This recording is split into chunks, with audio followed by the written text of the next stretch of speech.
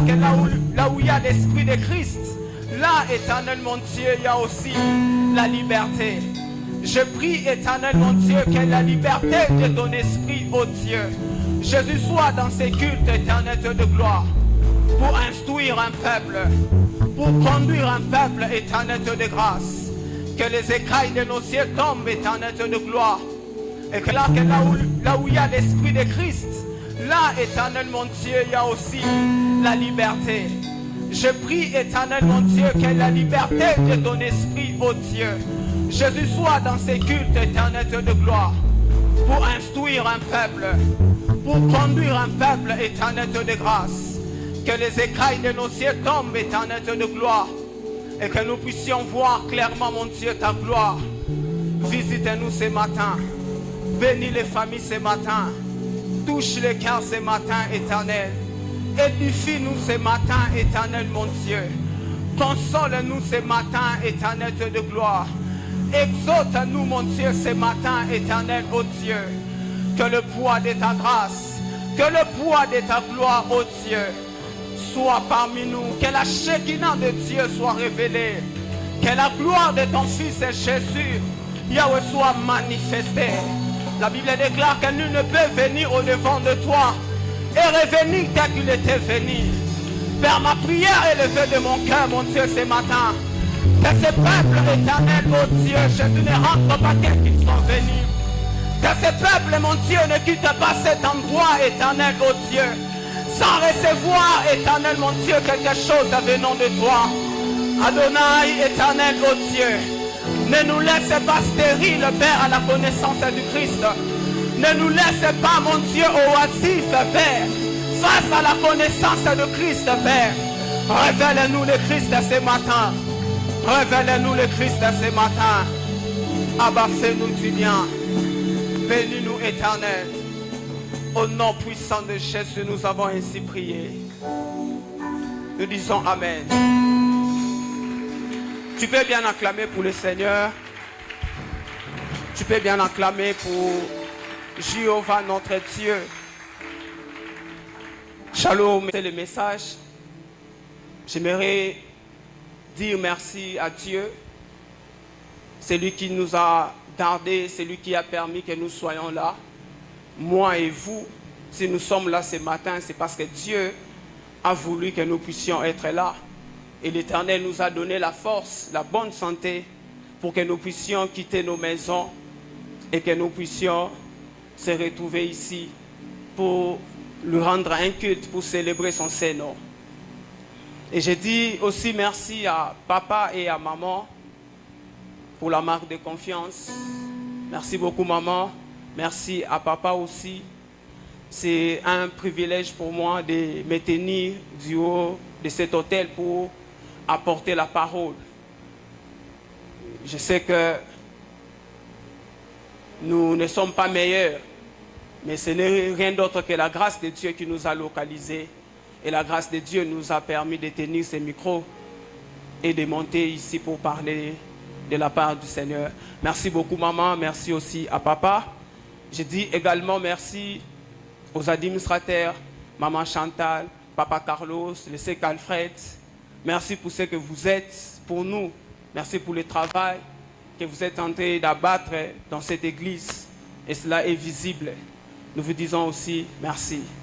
Merci aux bergers, aux vice-bergers, aux ouvriers, aux prédicateurs. Et je dis en particulier merci aussi à ceux qui m'ont précédé. Le mercredi, nous étions là avec le berger Amy. Et le vendredi, nous étions là encore avec le berger Jean-Baptiste. Et c'était des cultes merveilleux et magnifiques. Et je dis également merci à mon épouse, maman Kéline. Je te dis merci. Elle fait un grand travail dans ma vie, dans les secrets. Et si chaque jour nous tenons ces micros au devant de vous pour parler de la part du Seigneur, en privé, il y a quelqu'un qui prie pour nous. Et lorsque nous sommes fatigués, on peut travailler le message et on se dit qu'on doit se reposer. Mais à minuit, on peut entendre la voix d'une personne se lever et prier pour la prestation. Et c'est une très grande bénédiction pour moi d'avoir ma femme Kéline comme épouse. Église, est-ce que vous pouvez m'aider à célébrer la grâce qu'elle est?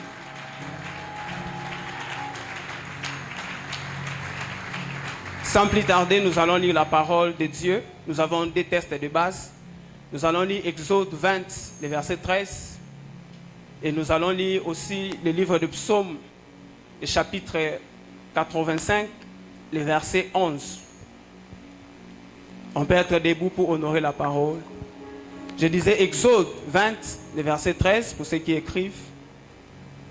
Et Psaume 85, le verset 11. Nous commençons avec Exode 20, le verset 13. La Bible déclare, nous lisons, « Tu ne tueras point ». Et on associe le livre de Psaume, le chapitre 85, le verset 11. 85, le verset 11. La Bible déclare que la bonté et la fidélité se rencontrent. La justice et la paix s'embrassent. Ce qui nous intéresse, vous pouvez répondre de votre place. Ce qui nous intéresse ce matin, c'est la partie A. La bonté et la fidélité se rencontrent.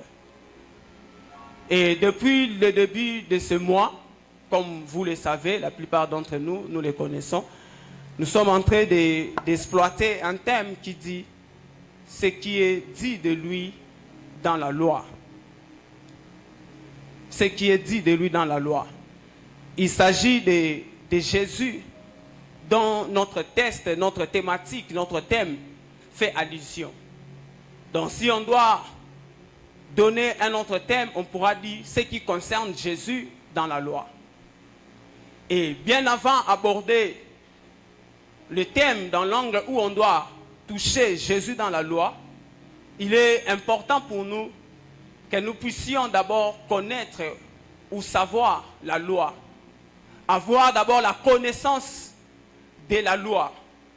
C'est que la première étape dans cette thématique ne consiste pas d'abord à aller trouver Jésus dans la loi directement, mais consiste d'abord à entrer en contact avec la loi de Dieu. Parce que c'est la loi qui nous donne des révélations sur la personne de Jésus. Et ne peut voir Jésus dans la loi que c'est lui qui connaît ou qui maîtrise la loi. Et tu ne peux pas tirer Jésus de la loi si au préalable tu n'as pas la connaissance de la loi. Pour tirer Jésus de la loi, nous devons au préalable avoir la connaissance de la loi. Vous serez d'accord avec moi, l'un des plus grands combats que le Seigneur a rencontré dans son ministère était lié à l'incompréhension liée à la loi. Si vous lisez les évangiles, vous allez vous rendre compte que la plupart des cas, lorsque Jésus se tenait devant les pharisiens, les scribes, voire même les docteurs de la loi, il y avait toujours de l'incompréhension entre la manière de voir de Jésus et la manière de voir de ses contemporains. Au point où, dans Jean 8, le verset 43, le Seigneur pouvait dire, « Pourquoi ne comprenez-vous pas mon langage ?» Le Seigneur s'adressait aux docteurs de la loi. Dans d'autres versions, on dit un spécialiste de la loi. Donc un docteur de la loi, c'est un spécialiste de la loi. Cela sous-entend qu'il maîtrise la loi. Cela sous-entend qu'il connaît la loi. Cela sous-entend que ce sont des hommes qui avaient une connaissance profonde de la loi. Et ces hommes, ils avaient pour rôle dans les synagogues d'expliquer la loi.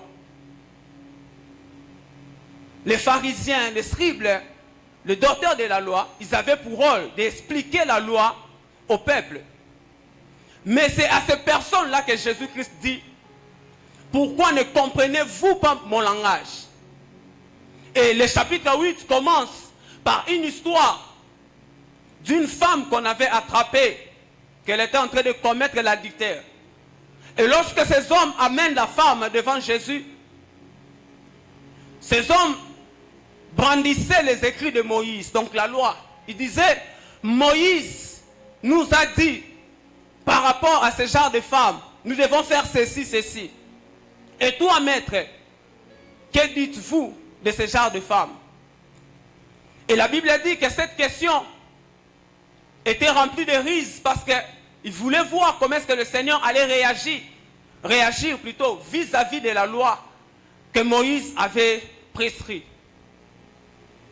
Et vous connaissez la suite. Les jugements donnés par Jésus étaient contraires aux attentes des spécialistes de la loi. C'est que le problème des spécialistes de la loi, des docteurs de la loi, ils avaient le tort entre leurs mains, mais ils ne comprenaient pas la pensée cachée dans la loi. Donc, il ne suffit pas d'aller lire la loi, il ne suffit pas de lire Genèse, de lire Exode, de lire Lévitique, Nombre, Deutéronome. Mais il faut arriver à un niveau où nous devons comprendre le sens de ces commandements, le sens de ces ordonnances et le sens même de la loi entière. Et lorsque le Seigneur parle avec ces hommes, il donne un jugement contraire.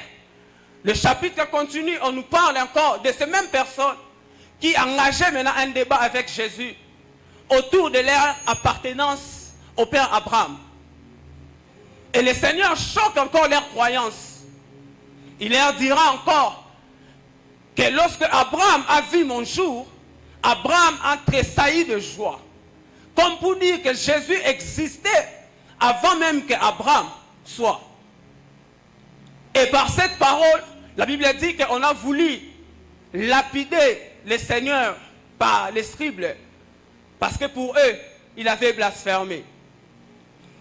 Et alors je me suis posé la question, si ces hommes, ils étaient des spécialistes de la loi, mais ils ne pouvaient pas comprendre le sens de la loi, la question que je me suis posée pendant que je préparais l'enseignement de ce matin, à quoi sert la loi? Et je vais répondre à cette question et ça sera le filon, c'est ça même qui va déterminer notre prestation. La loi sert à la protection de l'homme, la loi sert au développement de l'homme et la loi sert à l'épanouissement de l'homme. Lorsque Dieu donnait la loi à Moïse, c'était pour protéger Israël. C'était pour que Israël s'épanouisse. C'était pour que Israël se développe. La loi n'était pas une punition. La loi n'était pas donnée pour que Dieu puisse d'abord condamner le peuple. Non. La loi était donnée pour la protection, pour le développement et pour l'épanouissement du peuple d'Israël. Je suis dans Deutéronome 33, le verset 4. Je vais lire la version parole de vie. La Bible dit, Moïse nous a donné une loi. Point. C'est le trésor précieux de la communauté de Jacob. Ici, on donne comme une définition de la loi. On dit que c'est un trésor précieux pour la communauté de Jacob. C'est que la loi était un bien précieux. Dans d'autres versions, on dit que la loi était l'héritage d'Israël. C'est que la loi était un bien pour l'homme. Quand Dieu donnait la loi, il donnait la loi pas pour punir l'homme, mais il donnait la loi pour que l'homme s'épanouisse, pour que l'homme se développe, pour que l'homme soit en sécurité. Et lorsqu'on parle de trésors précieux, nous voyons même l'apôtre Paul, lorsqu'il parle de la loi, dans Romains 7, le verset 12. L'apôtre Paul dit que la loi est sainte, que le commandement est saint, bon et juste.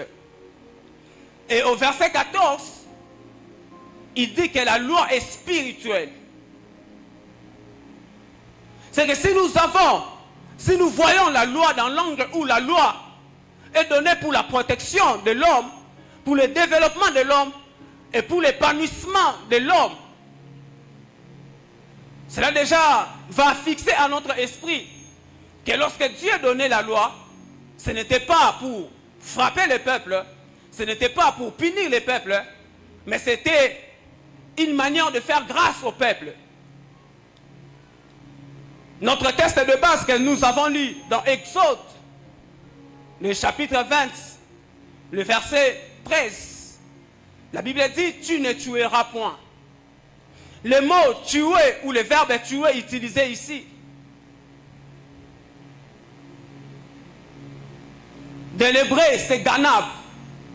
Ganab, ça s'écrit comme G-A-N-A-B. Ganab veut dire enlever. Ganab veut dire kidnapper. Lorsqu'on parle de tu ne tueras point, on faisait allusion selon la source de Ganab, parce que ce mot a 3 sources. Mais selon le mot Ganab, est traduit par l'enlèvement, par le kidnapping. Et Ganab fait allusion au dépouillement. Lorsque l'homme est dépouillé, ce mot, lorsque l'homme est dépouillé, on utilise le mot Ganab. Le Seigneur a donné une parabole dans Luc 10, le verset 30 à 37. Il a donné une parabole, la parabole du bon samaritain. Et dans cette parabole, le Seigneur expliquait la loi. Parce que la question qu'il avait reçue, c'était de savoir quel est le commandement le plus grand. Et le Seigneur dit que le commandement le plus grand consiste à aimer l'Éternel, ton Dieu, de tout ton cœur, de toute ton âme et de toute ta pensée. Et il ajoute aussi d'aimer ton prochain. Et lorsqu'il parle du prochain, ceux qui étaient autour de lui pose la question, mais qui est ce prochain? C'est là que le Seigneur donne la parabole du bon samaritain pour expliquer qui était réellement le prochain.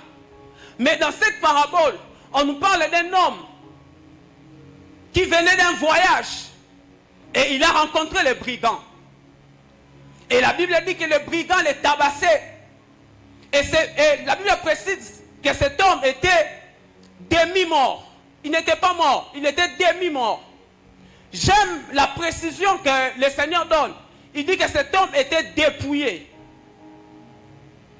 C'est que dans Luc 10, dans la parabole du bon samaritain, le Seigneur expliquait le commandement qu'il a donné dans Exode 20, le verset 13. Le mot là dépouiller fait allusion à Ganab. Le fait de dépouiller l'homme. Le fait de prendre l'homme, ce qui est précieux pour lui. Cet homme venait du voyage. Il avait le bien. Certainement, il avait le colis. Certainement, il avait des choses entre ses mains. Mais lorsqu'il rencontre le bandit, le brigand, on a tout pris. Et cet homme était dépouillé. Et ce mot fait allusion à Exode 20, le verset 13. Et dans l'histoire de la Bible, Dieu travaille toujours pour élever l'homme. Depuis le commencement de l'histoire de la Bible, Dieu travaille toujours pour que l'homme puisse se développer ou s'épanouir. Vous allez vous rendre compte que dans le jardin, lorsque Adam était dépouillé de sa force, dépouillé de ce qui faisait sa fierté, je parle de la communion avec Dieu, dépouillé de ce qui donnait l'assurance à Adam, Dieu vient pour vêtir l'homme. Dieu commence à travailler avec Adam pour le vêtir. Parce que Adam, je m'excuse, parce que Adam était dépouillé par la désobéissance de la loi. Parce que dans le jardin, il y avait aussi une loi. C'est que l'homme devait manger tous les fruits. Mais il y avait une interdiction par rapport à un arbre que l'homme ne pouvait pas toucher. Et lorsque l'homme a touché à l'arbre défendu, l'homme a désobéi à la loi et l'homme s'est retrouvé dépouillé. C'est que lorsqu'on observe la loi, nous sommes en sécurité. Lorsque la loi n'est pas observée, l'homme est dépouillé. Lorsque la loi n'est pas observée, l'homme ne peut pas s'épanouir. Et Dieu vient dans le jardin. Dieu commence à travailler pour créer le développement ou pour donner encore le développement ou l'épanouissement dans la vie d'Adam. Et ce matin, peut-être que tes business sont dépouillés. J'ai une bonne nouvelle. C'est que le Seigneur Jésus est là aujourd'hui pour vêtir tes activités. Peut-être dans ton mariage, dans tes études, tu as perdu des choses qui faisaient ta force, qui faisaient ta fierté. J'aimerais vous dire que la loi parle de Jésus. Et Jésus ce matin va travailler pour notre développement. Le Seigneur va nous donner le développement et l'épanouissement. S'il y a un homme dans la Bible qui ne méritait pas un bienfait, c'est Caïn. Quand Caïn tue son frère Abel, la Bible dit que tous les habitants de la terre étaient contre Caïn. Et tous cherchaient à tuer Caïn. Mais malgré l'état de Caïn, malgré le péché de Caïn, lorsque Caïn se tient dans la présence de Dieu, Caïn dit que mon châtiment est trop grand. Mon châtiment est trop grand et quiconque me trouvera, me tuera. À cause de cette intercession, de la prière de Caïn, la Bible dit que Dieu mit un signe sur le front de Caïn pour que dans la suite des temps, lorsque Caïn rencontrera les hommes de la terre, que personne ne puisse toucher à la vie de Caïn. Cela est encore une preuve que Dieu travaille pour notre épanouissement. Cela est encore une preuve que Dieu veut notre développement. Il n'y avait pas que les hommes qui accusaient Caïn, même les sang d'Abel étaient contre Caïn. Mais là où le sang d'Abel criait vengeance, il y a eu aussi un sang quelque part qui criait Père, pardonne-leur. C'est que Caïn ne méritait rien. C'est que les hommes voulaient donner à Caïn comme sanction. C'est ce que Caïn méritait. Mais à cause de l'amour de Dieu, à cause de la fidélité de Dieu, l'Éternel a fait grâce à Caïn. J'aimerais dire à quelqu'un, peu importe le nombre de tes ennemis, Dieu ne permettra pas que ton pied chancelle. J'aimerais dire à quelqu'un ce matin, peu importe la grandeur, peu importe le nombre de ceux qui te combattent, Dieu ne permettra point que tu tombes entre leurs mains. La Bible déclare que l'Éternel Dieu ordonne que nos pieds ne puissent pas heurter contre une pierre. Dieu, il est le Dieu qui prend soin des hommes. L'Éternel ne permettra pas que ce complot-là puisse réussir. L'Éternel ne permettra pas que ceux qui veulent ta mort puissent célébrer parce qu'ils ont atteint leur objectif. L'Éternel ne permettra pas que tes business tombent. L'Éternel ne permettra pas que ce que tu es en train de faire puisse tomber. Parce que ce qui compte pour Dieu, c'est le développement de l'homme. Et ce matin, Dieu veut que tu puisses développer. Dieu veut que tu puisses t'épanouir. Dans tes études, Dieu veut que tu puisses t'épanouir. Dans ta vie, Dieu veut que tu puisses épanouir. La loi n'a pas été donnée pour sanctionner l'homme. Mais la loi, elle a été donnée comme un trésor précieux. Comme un bien, comme l'héritage.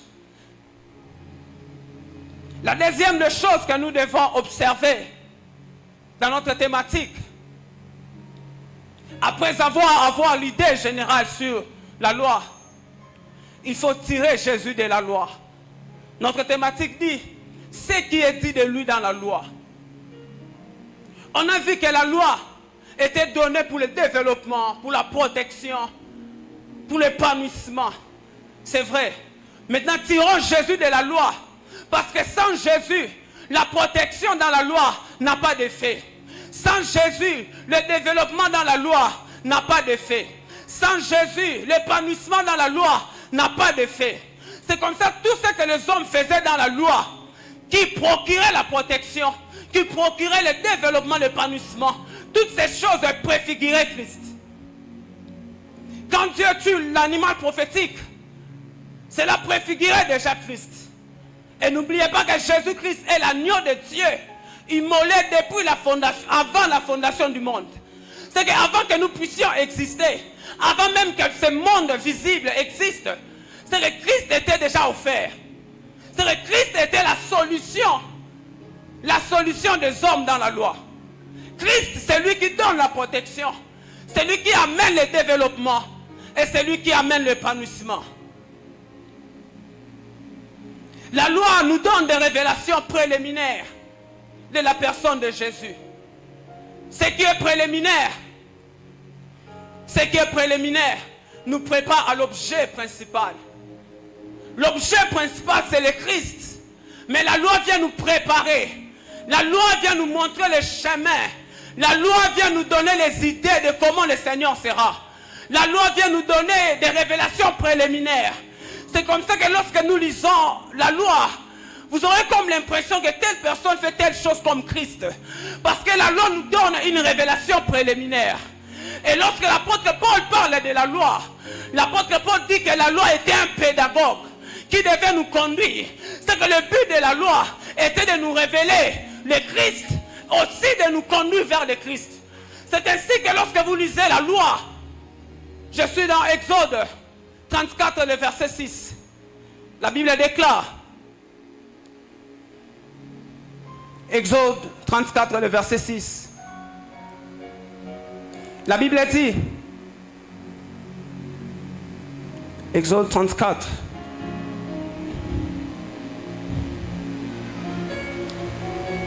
Exode 34, le verset 6. La Bible déclare, l'Éternel passa devant lui et il s'écria, l'Éternel, l'Éternel, Dieu miséricordieux et compatissant, lent à la colère, riche en bonté et en fidélité. Ce qui m'intéresse, c'est la dernière partie. Nous sommes précisément dans la loi. Mais Moïse dit que Dieu est lent en colère, riche en bonté et en fidélité. La traduction du riche en bonté contient la notion de faveur imméritée. Lorsque nous parlons que Dieu est riche en bonté, nous faisons allusion à une faveur imméritée. Donc nous faisons allusion à la grâce. Parce qu'une faveur imméritée, c'est ça même la grâce. Et lorsqu'on dit que riche en bonté et en fidélité, le mot fidélité fait allusion à la vérité. Parce que la fidélité contient la notion de la vérité.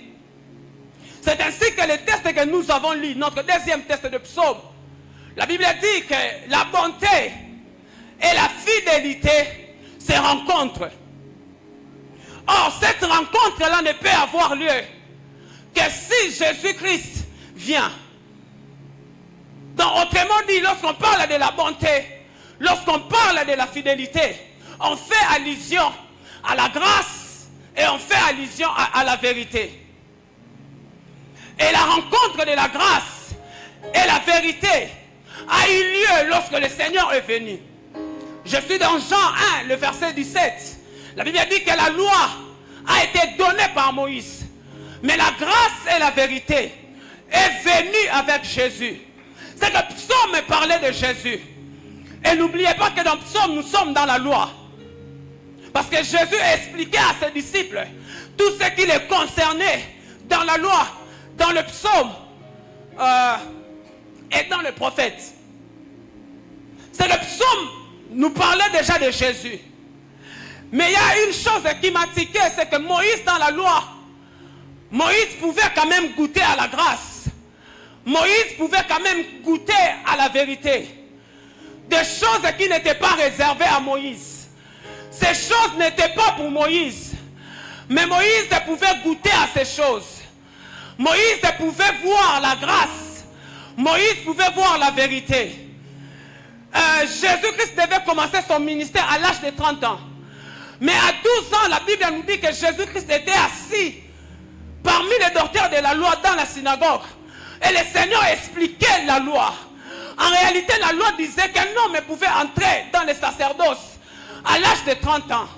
Mais le Seigneur pouvait goûter quand même au bienfait du sacerdoce à l'âge de 12 ans. Moïse devait devenir libérateur au chapitre 3 d'Exode. Mais au chapitre 2, on nous montre un Moïse qui délivre son frère parce qu'il se battait avec un Égyptien. Donc je comprends par là que Moïse avait aussi goûté. Il avait goûté aux choses à venir. Mais il n'y a pas que Moïse. Il y a aussi Joseph. Joseph devait gouverner. Il devait régner. Mais avant que Joseph commence son règne, Dieu permet à Joseph de goûter dans la gestion de la maison de Potiphar. J'aimerais dire à quelqu'un, tu as une promesse. On t'a dit qu'en 2025, le Seigneur va faire ceci. Nous sommes en 2024. Ma prière est levée de mon cœur. Que l'Éternel t'aide à goûter à ces choses d'avenir. On t'a dit qu'en 2025, Dieu va t'élever. C'est vrai, mais ma prière aujourd'hui, en 2024, c'est que tu puisses goûter à ces choses.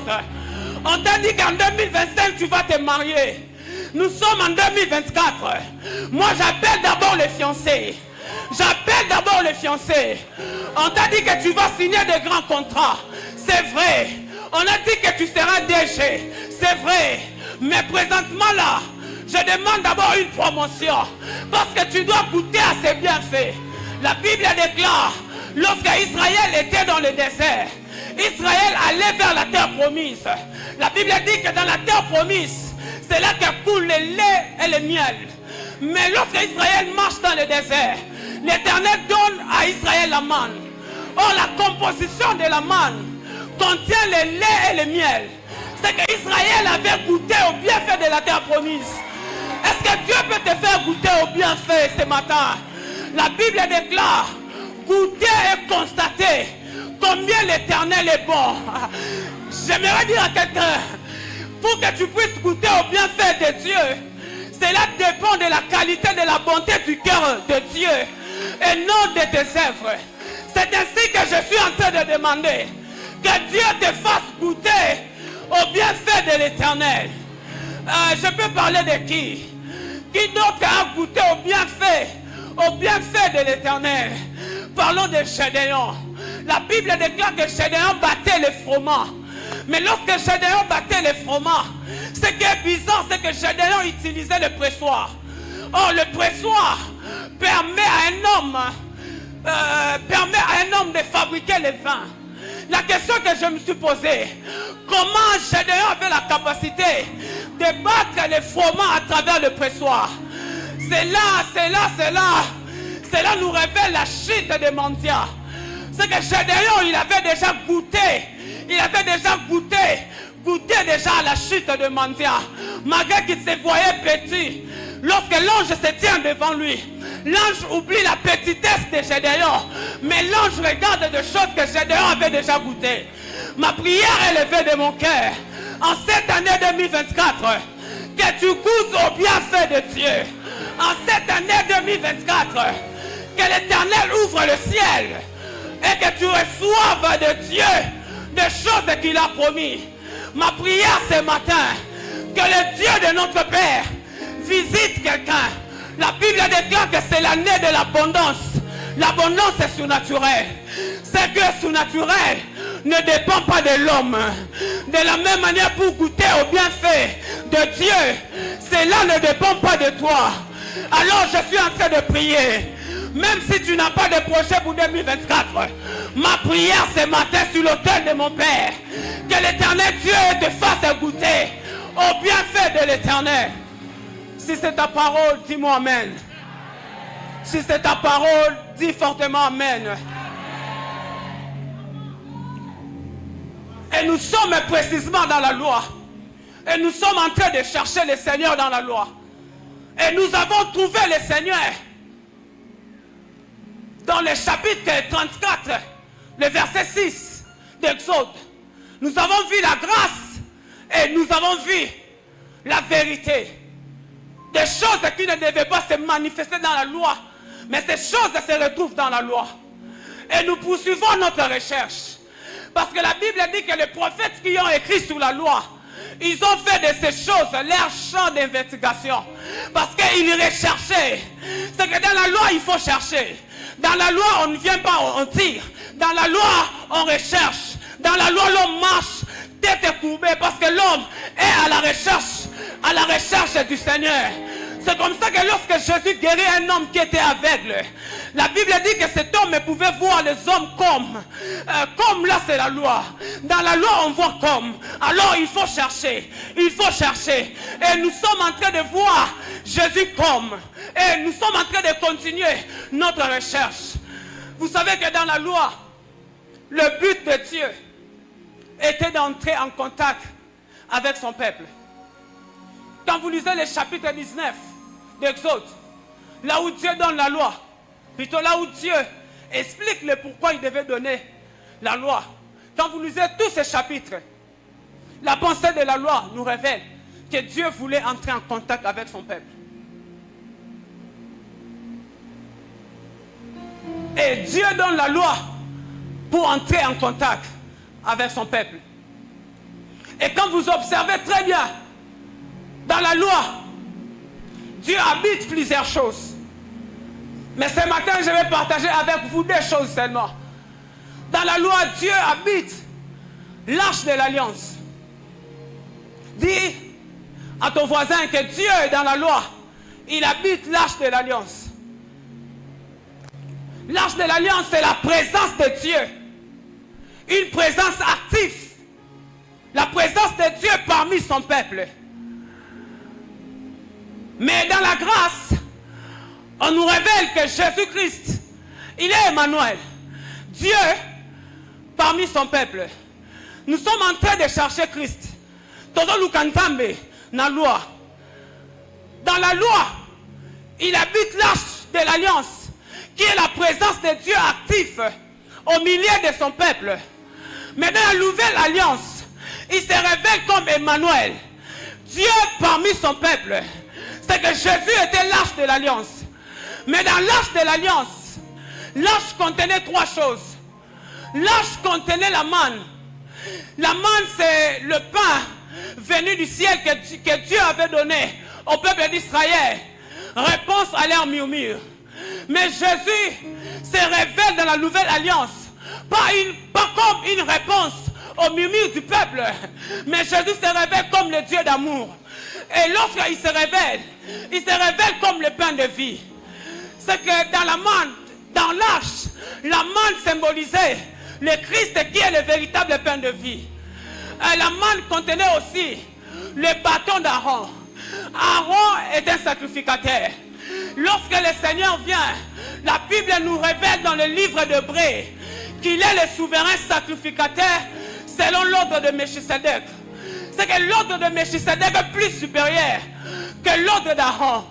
Le bâton d'Aaron pouvait fleurir dans la présence de Dieu. Mais Jésus, lorsqu'il se révèle comme sacrificateur, c'est lui qui fait fleurir nos vies. Jésus n'a pas besoin que lui-même puisse fleurir. Mais Jésus a besoin de ta destinée afin que ta destinée puisse fleurir. Jésus a besoin de ta destinée afin que ta destinée puisse s'épanouir. La troisième des choses qui contenait l'arche, c'est quoi? L'arche contenait les tables de loi. Or, la loi était la parole que Dieu avait donnée pour Israël. La loi était la parole que l'Éternel avait donnée. Et Jésus est la parole faite chair. C'est que lorsque nous allons dans l'arche de l'alliance, là où Dieu habitait pour entrer en contact avec son peuple, là nous trouvons Christ. Nous trouvons Christ du commencement jusqu'à la fin. Nous trouvons Christ. La deuxième habitation de mon Seigneur Jésus-Christ dans la loi, c'est les tentes de Sem. Dis après moi les tentes de Sem. Sem est le fils de Noé. Sem, c'est le père de tous les Sémites. Or, les Sémites, quand on parle des Sémites, on fait allusion aux Juifs. C'est que Sem est le père de tous les Sémites, donc le père de tous les Juifs. Vous allez lire ça dans Genèse 9, le verset 27. La Bible dit que l'Éternel habite les tentes de Sem. L'Éternel habite les tentes de Sem. Dieu devait quitter la terre pour habiter les tentes de Sem. De la même manière, Jésus est la parole faite chair. Jésus, il est la parole, mais la parole faite chair. Quand il descend, le Seigneur ne va pas ailleurs. Le Seigneur va vers son peuple Israël. Parce que Israël, ils sont descendants de Sem. Parce que Sem, c'est le père de tous les Sémites. Et lorsque le Seigneur descend, la Bible dit qu'il est venu d'abord chez les siens. La Bible dit qu'il est venu chez les siens. Les siens là, c'est la tente de Sem. Dieu, Jésus entrait dans la tente de Sem. Et l'Éternel s'assait. Et lorsque le Seigneur arrive dans la tente de Sem, la Bible déclare qu'il est venu chez les siens. Virgule. Virgule marque la pause. C'est que Jésus, dans la tente de Sem, il était assis. Parce que virgule marque la pause. Le Seigneur était assis. Le Seigneur était assis. Les versets continuent. Les versets ne se limitent pas là. Mais le Seigneur devait d'abord faire d'abord une pause. C'est que le Seigneur a demandé la chaise dans la tente de Sem. Il était assis. Il était assis. Pendant que le Seigneur était assis, pendant que l'Éternel était assis, Sem continuait à mettre au monde. La Bible dit que Sem enfanta. Là, je suis dans Genèse 11. Sem a commencé à mettre au monde. Il enfanta. Le Seigneur était assis. Sem enfanta. Le Seigneur était assis. Sem enfanta. Le Seigneur était assis. Sem enfanta. Le Seigneur était assis. Sem continuait à mettre au monde. Mais le Seigneur était toujours assis. Parce qu'il y avait la virgule. Le Seigneur était là. Le Seigneur était là toujours assis. Et Sem continuait. Et la Bible déclare que le petit-fils de Sem enfantant Terach. Or Terach c'est le père d'Abraham. C'est à partir de Terach qu'on peut passer que Dieu pouvait passer à autre chose. Que Dieu pouvait sortir. Il pouvait sortir de son repos. Et le verset continue. Qu'il est venu chez les siens. Virgule, on passe. Mais les siens ne l'ont point reçu. Sem est la continuité de ces versets. Terach est la continuité de ces versets. Ce n'est pas moi qui l'ai dit. Bergeal Rode. Ce n'est pas moi qui l'ai dit. Josué nous révèle dans Josué chapitre 24, le verset 2. Josué nous révèle que Terach a mis fin au repos de Dieu dans la tente de Sem. Je vais lire pour vous. La Bible dit dans Josué 24, Josué dit à tout le peuple, ainsi parle l'Éternel, le Dieu d'Israël, vos pères. Terach, père d'Abraham, père de Nachor, habitant anciennement de l'autre côté du rivière. Et il servait d'autres dieux. Pendant que Dieu était dans la tente de Sem, Terach adorait d'autres dieux. Terach adorait d'autres dieux. Parce que le verset de Jean 1:11 doit s'accomplir. Il doit venir chez les siens. Et les siens doivent les repousser. Terach a repoussé le Seigneur. C'est alors que le Seigneur quitte la tente. Il quitte la tente de Sem. Parce que le verset 12 doit aussi s'accomplir. Qu'est-ce que le verset 12 dit? À tous ceux qui l'ont reçu. C'est que le verset 12 nous révèle un Dieu qui était auparavant un Dieu d'Israël est devenu le Dieu de tous. C'est ainsi que lorsque Dieu quitte la tente de Sem, Dieu va se révéler au Père Abraham. Et il dit au Père Abraham, toutes les nations de la terre seront bénies en toi. C'est que cela ne concernait pas seulement le peuple d'Israël, mais cela te concernait aussi. Cela me concernait aussi. Le Seigneur a commencé ses pas vers son peuple, mais il a fini la course vers nous les nations. Vers nous les nations. C'est ainsi que je suis en train de prier. Que l'Éternel entre dans ta maison. Nous sommes dans notre culte de famille. Que l'Éternel vienne dans ta tente. Que l'Éternel te visite dans ta tente. Que l'Éternel te fasse du bien et qu'il te restaure. Que l'Éternel bénisse ta famille et qu'il te mette au large. Que l'Éternel ouvre le ciel. Que l'Éternel ouvre son bon trésor, le ciel, et qu'il t'arrose. Que l'Éternel ne te prive de rien.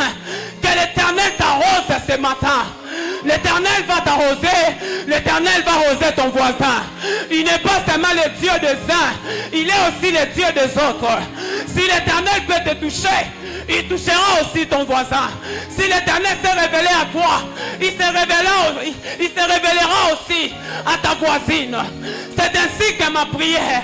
Que Dieu te touche, que Dieu touche aussi ton voisin. Que Dieu te touche, que Dieu touche aussi ton voisin. Ah, je n'attends pas ton amen. Que Dieu te touche, que Dieu touche aussi ton voisin. Tu n'es pas venu ici pour contempler. Tu es venu ici pour entrer en contact avec le Dieu de gloire. Que Dieu te touche, qu'il touche aussi ton voisin. Que Dieu te touche, qu'il touche aussi ton voisin. Il est le Dieu qui se révèle comme le Dieu des uns et comme le Dieu des autres. Comme le Dieu des autres. Et lorsque Dieu se révèle à nous, mon fardeau pour ce culte de ce matin, c'est que lorsque Dieu tourne ses regards vers nous, c'est pour amener la restauration divine. Dieu ne vient pas dans ta tente pour rien. Il vient dans ta tente pour amener la restauration divine. C'est que s'il y a des choses qui sont cassées, s'il y a des choses qui ont été détruites par l'action de l'ennemi, aujourd'hui, Dieu vient dans ta tente pour amener la restauration divine. La Bible déclare dans Apocalypse 12:12, malheur à la terre, car le diable est descendu avec une forte colère. Mais la Bible dit aussi dans 1 Jean 3:8 que le Fils de l'homme a apparu pour détruire les œuvres de l'ennemi. S'il est descendu sur la terre avec une forte colère, sachez-le aussi que la bonne nouvelle pour nous, c'est que le Fils de l'homme a apparu pour détruire les œuvres de l'ennemi. Et quelle est la chose qui est détruite dans ta vie? Quelle est la chose qui est détruite dans ta famille? Quelle est la chose qui ne marche pas? Frère, je suis fatigué de voir des chrétiens qui subissent. Non. On doit, nous là, on doit faire subir. Je suis fatigué de voir des chrétiens qui pleurent. Non, on doit se réjouir parce que le Seigneur a apparu afin de détruire les œuvres de l'ennemi. Même dans ton sommeil, Dieu doit t'affranchir. Même dans ton sommeil, la restauration doit arriver. Lorsqu'il arrive dans la vie d'Adam, il trouve Adam KO. Et le Seigneur a restauré Adam. Le Seigneur a restauré Adam. Ce matin, je te présente un Dieu qui a la capacité de restaurer. Un Dieu qui veut ton épanouissement. Un Dieu qui veut ton développement.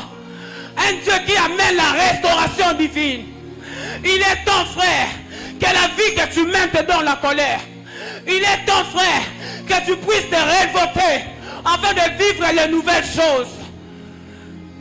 C'est toujours toi qui rêves que tu as perdu l'argent. Et depuis que tu es arrivé ainsi, financièrement tu es KO.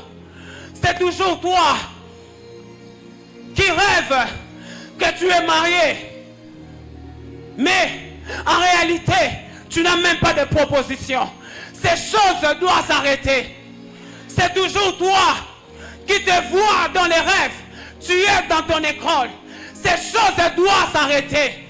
Parce que le Fils de l'homme, il a apparu pour détruire les œuvres du diable.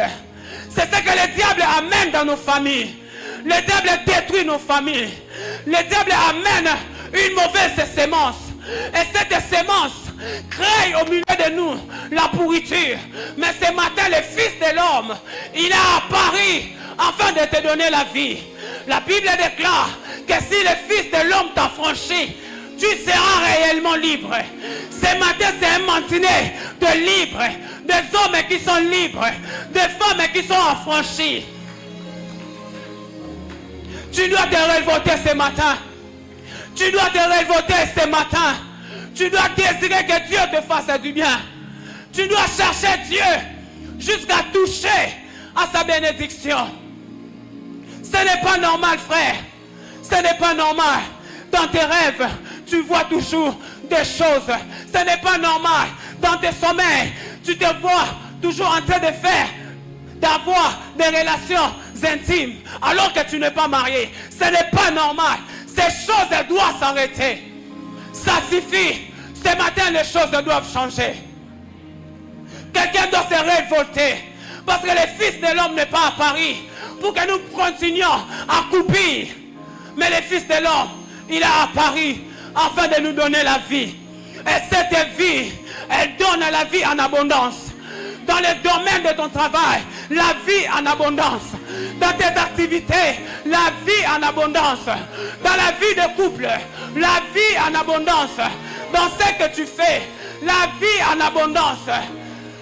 Je suis fatigué que nous puissions demeurer des captifs alors que Dieu nous a affranchis, alors que Dieu nous a rendus libres. Dieu nous a rendus libres.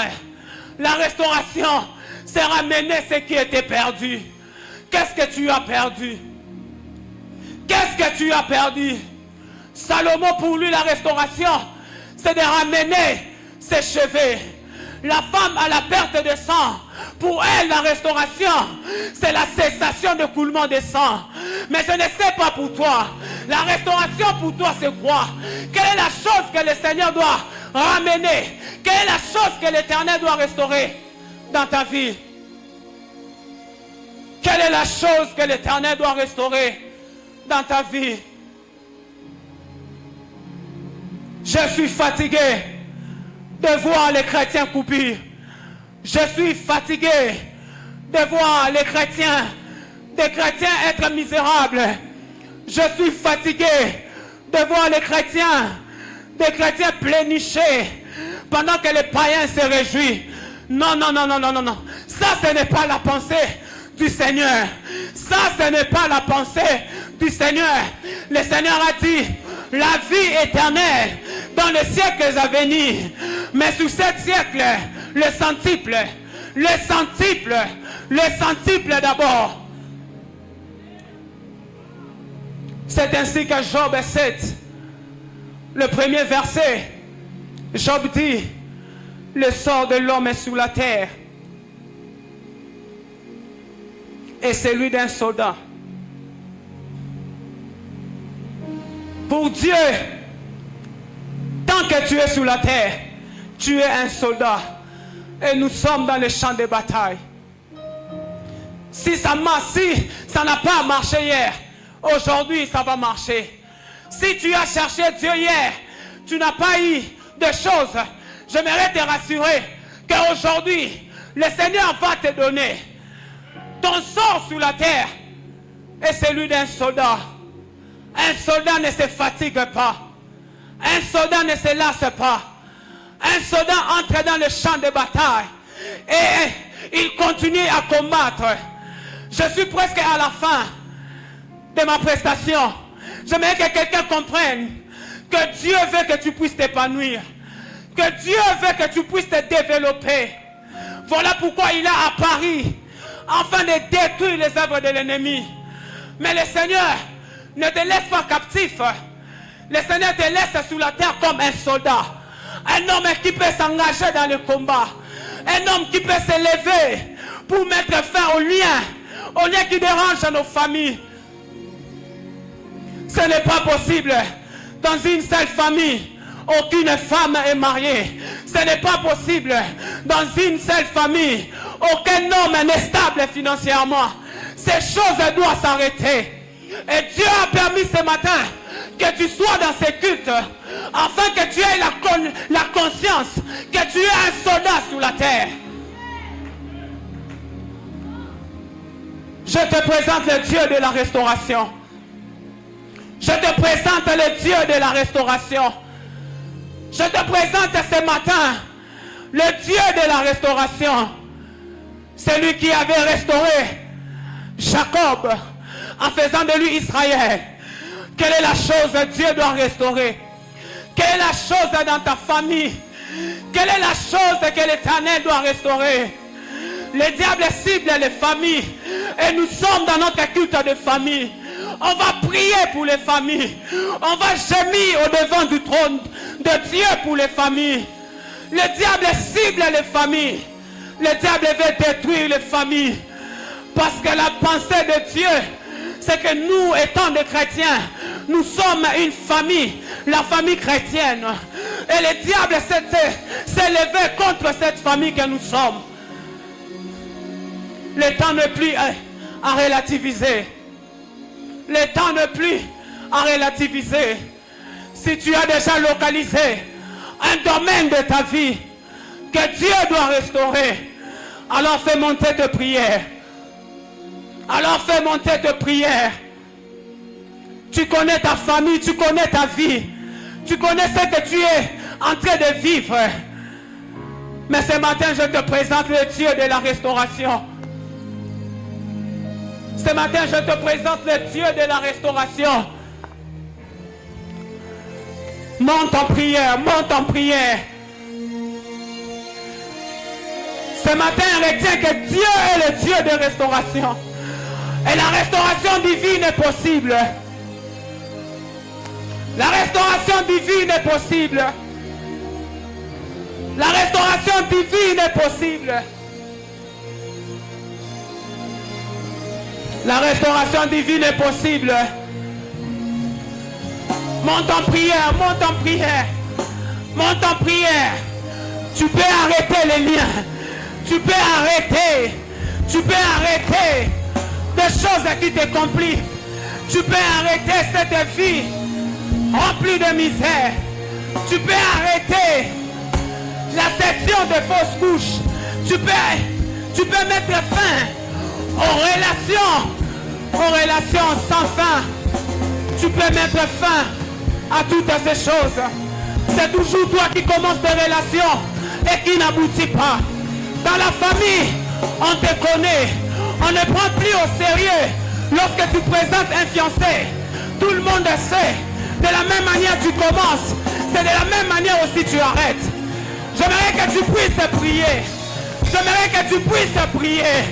Le sort d'un homme est sous la terre. Et comme celui d'un soldat. Et comme celui d'un soldat. Soldat de l'Éternel, monte en prière. Soldat de l'Éternel, monte en prière. Soldat de l'Éternel, monte en prière. Soldat de l'Éternel, monte en prière. Soldat de l'Éternel, monte en prière. Monte en prière. Change les lois. Change les ordonnances. Change les préceptes. Change les choses que les hommes ont fixées. Les limitations peuvent tomber. Les limitations peuvent s'arrêter. Kadadabashatadabaya. Madadabashatadabaka. Madadabashatadabakate. Madabashakatadabaka. Ikamamashande-de-bakasata. Madebo-shakatadabaya. Imakasude-le-baka. Loketa-mangazia. Elikatuma-sakatadabaya. Evashide-le-baka. Luxeka atele-bakatuma. Le paranoga vagazi. Isakatube. Ebonteloka. Avakatumerable dega. Le plique eranga. Suke emandoshide. Larikas. Semalia de Gozia. Et plikatuma atada bashide. Là où il y a l'esprit de Christ, là, éternel mon Dieu, il y a aussi la liberté. Je prie, éternel mon Dieu, que la liberté de ton esprit, ô Dieu, Jésus soit dans ces cultes, éternel Dieu de gloire, pour instruire un peuple, pour conduire un peuple, éternel Dieu de grâce. Que les écailles de nos cieux tombent, éternel Dieu de gloire,